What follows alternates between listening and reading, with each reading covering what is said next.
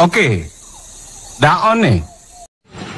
Assalamualaikum warahmatullahi wabarakatuh. Saya Rifki Maulana dari kelompok 3 manajemen bisnis akan menjelaskan tentang fungsi organisasi dalam manajemen bisnis.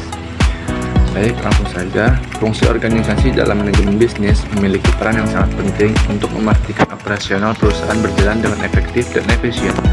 Fungsi organisasi mencakup pengaturan berbagai sumber daya, tugas, dan wewenang agar mencapai tujuan bisnis yang telah ditetapkan. Berikut adalah penjelasan mengenai fungsi organisasi dalam manajemen bisnis. 1. Division of work, atau bisa disebut pembagian tugas dan pekerjaan. Tujuannya membagi pekerjaan menjadi tugas-tugas yang lebih kecil sehingga lebih mudah untuk dikelola. Nah, penjelasannya, setiap individu dalam organisasi diberikan peran dan tanggung jawab yang sesuai dengan keahlian dan kemampuan mereka. Dengan pembagian kerja yang baik, kerjaan akan menjadi lebih spesifik dan meningkatkan produktivitas. Contohnya, dalam perusahaan manufaktur, tim produksi fokus pada pembuatan barang, sedangkan tim pemasaran bertanggung jawab untuk menjual produk dan memasarkan produk-produk yang telah diproduksi. Yang kedua, pengaturan sumber daya atau bisa disebut dengan resource organization. Nah, tujuannya untuk mengatur dan mengalokasikan sumber daya seperti sumber daya manusia, modal, waktu, dan teknologi secara efisiennya untuk mencapai tujuan organisasi. Nah, penjelasannya, manajemen organisasi memastikan sumber daya yang dimiliki digunakan dengan tepat sehingga tidak terjadi kekurangan atau pemborosan. Contoh, menentukan jumlah tenaga kerja yang diperlukan untuk setiap proyek atau alokasi dana untuk pengembangan produk. A few moments later. Baiklah, selanjutnya akan dilanjutkan oleh teman saya. 5 menit kemudian.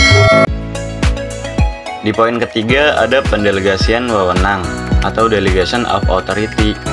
Ini memberikan otoritas kepada individu atau tim untuk menyelesaikan tugas tertentu sesuai hierarki organisasi.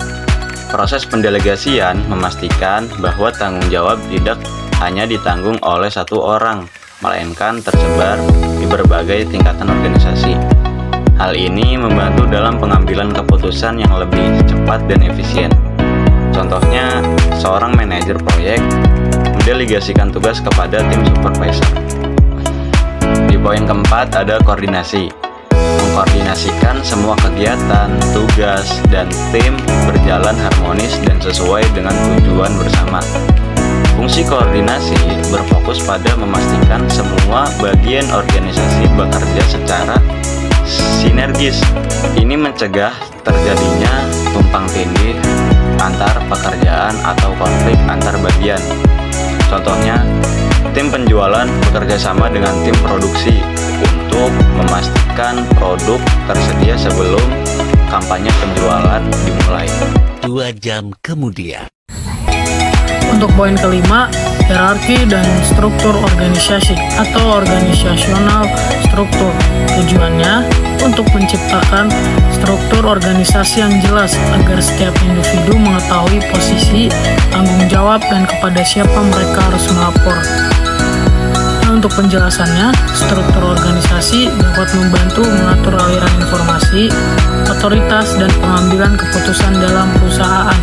Biasanya struktur organisasi disusun dalam bentuk vertikal atau horizontal. Contohnya seperti CEO berada di puncak struktur, diikuti oleh manajer senior, manajer departemen, dan staf operasional. Untuk poin ke-6, pengendalian dan evaluasi kinerja, performance monitoring and control. Tujuannya untuk memastikan pekerjaan berjalan sesuai dengan standar yang telah ditetapkan dan melakukan evaluasi untuk peningkatan kerja. Penjelasannya, organisasi bertugas untuk memantau hasil kerja tim, mengevaluasi kinerja individu, dan memberikan umpan balik agar kualitas kerja terus meningkat. Contohnya seperti pengukuran Key Performance Indicator KPI untuk menilai efektivitas kerja karyawan. Nah, untuk poin ketujuhnya itu ada komunikasi antar bagian atau bisa disebut internal communication. Nah, tujuannya menjalin komunikasi yang baik antara semua bagian dalam organisasi agar tidak terjadi kesalahpahaman atau hambatan dalam operasional. Penjelasan singkatnya, fungsi organisasi menciptakan mekanisme komunikasi formal dan informal yang memfasilitasi aliran informasi antara manajemen dan karyawan.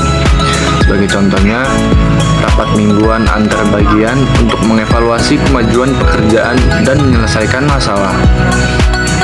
Selanjutnya di poin ke-8, poin yang terakhir, ada penyediaan sistem dan prosedur kerja.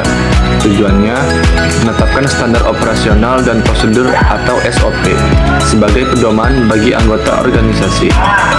Penjelasannya, fungsi organisasi mencakup pembuatan kebijakan, sistem kerja, dan prosedur yang harus diikuti oleh semua anggota organisasi untuk menciptakan keseragaman dan efisiensi. Contoh kecilnya, panduan kerja untuk memastikan kualitas produk di perusahaan manufaktur. 3 jam kemudian. Nah, kesimpulannya, fungsi organisasi dalam manajemen bisnis bertujuan untuk menciptakan struktur yang jelas, membagi tugas secara efektif, mengatur sumber daya dengan efisien, dan memastikan koordinasi dengan baik antar bagian. Dengan organisasi yang baik, perusahaan akan lebih mudah mencapai tujuan jangka pendek maupun jangka panjang.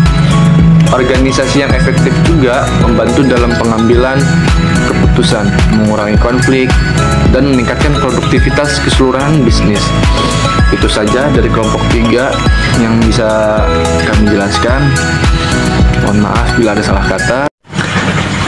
Cukup sekian presentasi dari kami, presentasi kelompok 3. Presentasi yang usai begitu cepat, seperti dia yang kisahnya singkat, namun kenangannya begitu melekat. Ku menangis, kau lupakan aku, seolah tak